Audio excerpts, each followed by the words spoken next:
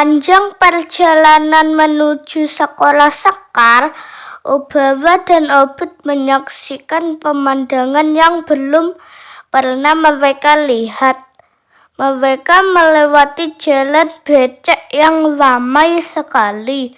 Para penjual berteriak menawarkan dagangan. Para pembeli sibuk menawar harga.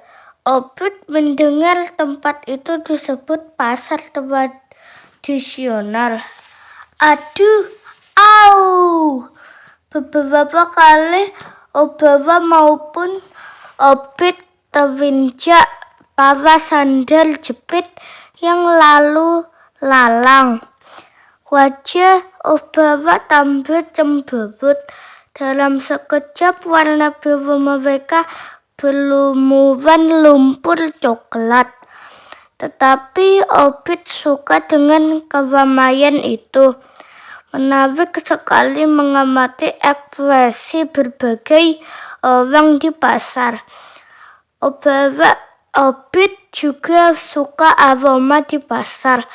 Ia bisa mencium aroma buah, sayur, dan cabai. Obit memang suka dengan pengalaman baru. Hos. Obawa dan Obit berlari jauh sekali. Ternyata perjalanan yang dilalui Sekar ke sekolah lebih jauh dibanding Jamila.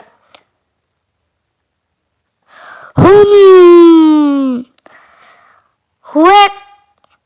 Obawa hampir saja muntah ketika melalui tanah lapang yang penuh sampah. Obit juga tidak suka bau sampah. Namun ia tertarik melihat tumpukan barang-barang bekas yang menyerupai gunung itu. Keringat membasahi tubuh Obawa dan Obit. Tap! Akhirnya Sekar berhenti berlari. Hebat! Enak sekali lari pakai sepatu. Cats, kakiku enggak sakit lagi. Kalian tahu kalian adalah sepatu pertamaku yang enggak bolong, ujar Sekar kepada Obawa Obit sambil tersenyum. Obit membalas senyuman Sekar. Ia bangga bisa menyenangkan hati seorang gadis kecil. Obawa dan Obit menjelajahi sekolah Sekar, tapi tidak banyak yang bisa mereka lihat. Tidak seperti sekolah Jamila. Sekolah Sekar sangat kecil, hanya ada satu bangunan yang terdiri atas beberapa kelas dan tanah lapang kecil untuk bermain. Wah, lantai kelasnya juga tidak putih, mengilap seperti lantai kelas Jamila. Warnanya abu-abu dan kasar. Cat di kelas sudah mengelupas di sana-sini. Meja kursi pun sudah jelek, penuh goresan dan coretan. Ketika Obit memandang ke atap, ia sangat terkejut. Ya ampun, atapnya berlubang. Bagaimana kalau hujan? Huks! Obit sedih melihat sekolah Sekar. Ia baru tahu tidak semua anak seberuntung Jamila. Yang membuat Obit lebih terharu adalah Sekar dan teman-temannya tetap semangat belajar. Ya, gedung sekolah memang tidak menentukan kepandaian seseorang. Yang penting adalah semangat, bukan? Saat istirahat, Obawa dan Obit menjadi bintang idola di sekolah. Hah? Kenapa bisa begitu? Semua anak ingin melihat sepatu Cats baru Sekar. Bahkan Sekar mengizinkan beberapa teman untuk mencoba memakai Obawa dan Obit. Apa kamu heran kenapa sepasang sepatu Cats bisa sangat dikagumi? Jika kamu mengenal Sekar dan teman-temannya, kamu pasti mengerti. Sekar dan teman-teman hidup kekurangan. Mereka tidak pernah memakai sepatu bagus. Biasanya sepatu mereka berlubang atau lapisan bawahnya sangat tipis hingga kaki mereka terasa sakit ketika berjalan. Obawa dan Obit adalah sepatu terbagus yang pernah mereka lihat. Hooks, sepanjang hari mata Obit berkaca-kaca dalam hati. Ia berjanji akan terus menemani Sekar. Ia ingin menggembirakan gadis kecil yang kurang beruntung itu. Sepulang sekolah, Sekar tidak langsung pulang ke rumah. Obawa dan Obit harus menemani gadis kecil itu menjelajahi jalan raya Jakarta. Brum, brum, tetet. Jalanan penuh kendaraan bermotor. Berisik sekali. Seandainya Obawa punya tangan, pasti ia sudah menutup kedua telinganya. Sementara itu, Obit sibuk mendongak mengamati gedung-gedung pencakar langit di sekitarnya. Wah, belum pernah Obit melihat gedung pencakar langit sedekat dan sebanyak itu. Apa kamu ingin tahu apa yang dilakukan Sekar di jalan raya? Bukan. Sekar bukan sedang bermain. Sekar sedang bekerja membantu ibu mencari nafkah. Ia menjual barang asongan di jalan. Wah, anak sekolah dasar kok sudah bekerja? Ya, apa boleh buat. Sekar adalah anak tertua yang punya 4 adik dan Hooks, ayah Sekar, sudah meninggal dunia.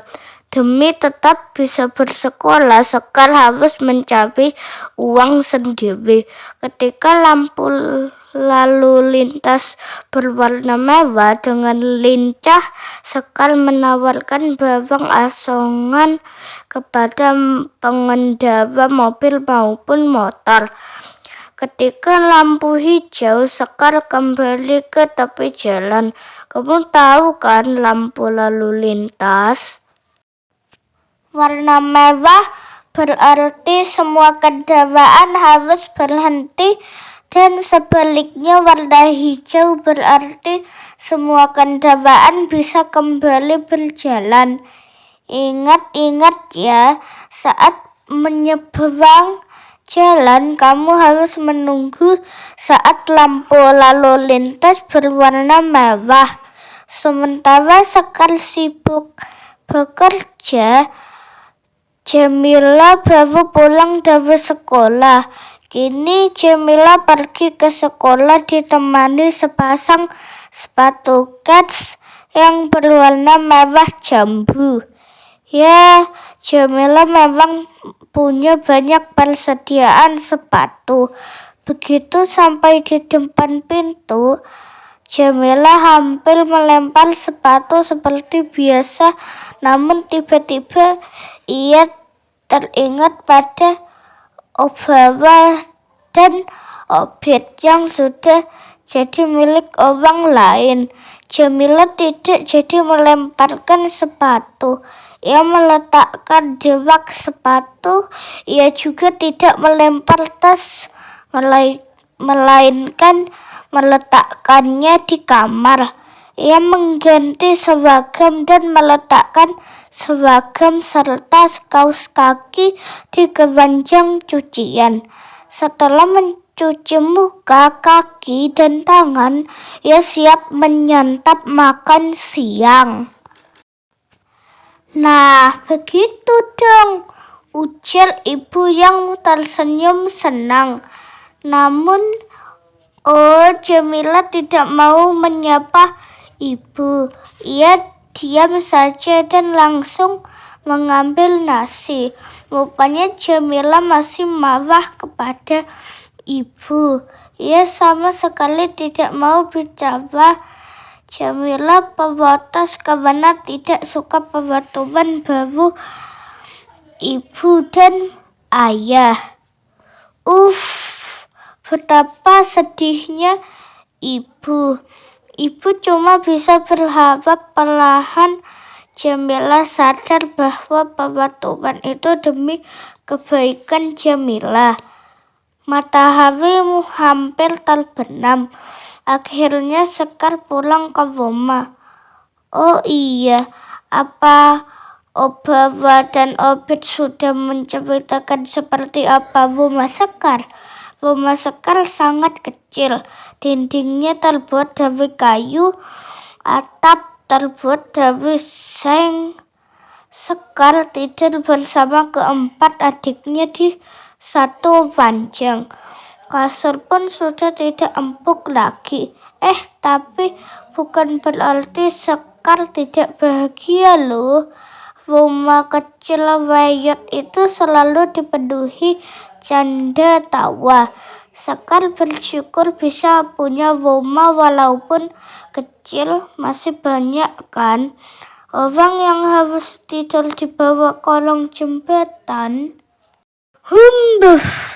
Obara dan Obit lelah bukan kepalang. Mereka sudah berjalan jauh sekali. Warna biru mereka sudah berubah jadi biru komar yang dihiasi bintik-bintik coklat. Namun dasar Obit, walau lelah, ia malah tersenyum lebar. Ia senang bisa membantu Sekar. Obit bertambah senang karena ketika sampai di rumah Sekar langsung mencuci Obara dan Obit. Digosok-gosok. Airnya menyegarkan Obara dan Obit. Busa sabun memenuhi tubuh mereka berdua. Sabun apa ini? Baunya enggak enak. Blup, blup, blup. Gerutu Obara. Seketika tubuh Obara dan Obit kembali bersih. Untuk mengeringkan keduanya, Sekar meletakkan Obara dan Obit di atas atap rumah. Jangan tinggalkan kami di sini. Dingin tahu, seru Obara marah. Sudah, asyik kan kita bisa lihat bintang semalaman, ujar Obit. Obara mengendus kesal. Malam semakin larut. Canda tawa di rumah Sekar tak terdengar lagi. Lampu kekuningan di dalam rumah pun sudah padam. Ibu Sekar dan adik-adiknya pasti sudah tidur. Obit pun memejamkan mata. Namun tiba-tiba, Obit kaget mendengar suara tangisan siapa yang menangis. Suara tangisan itu berasal tepat dari sebelah Obit. Obara menangis. Obit, aku rindu Jamila. Aku ingin pulang ke rumah Jamila. Isak Obara. Aku enggak mau menemani Sekar lagi. Kita pasti cepat rusak dan jelek jika tiap hari berjalan sejauh itu. Obit menggelengkan kepala mendengar penuturan Obara. Ia merasa iba, tetapi juga merasa Obaba sangat egois. Dulu di rumah Jamila kamu juga selalu mengeluh. Kamu tidak suka pada Jamila yang malas. Bukannya sekarang Sekar rajin merawat kita. Hu hu hu. Tapi hu hu hu. Tangis Obaba makin kencang. Obit, aku menyesal. Aku ingin kembali ke rumah Jamila. Obit hanya menggelengkan kepala. Ayo kabur dan kembali ke rumah Jamila, seru Obaba. Aku janji di rumah Jamila aku enggak akan menggerutu lagi. Obaba, kalau kamu benar-benar menyesal, harusnya kamu mensyukuri apa yang kamu punya sekarang, yaitu Sekar. Obaba cemberut. Ia tidak mau bicara lagi pada Obit.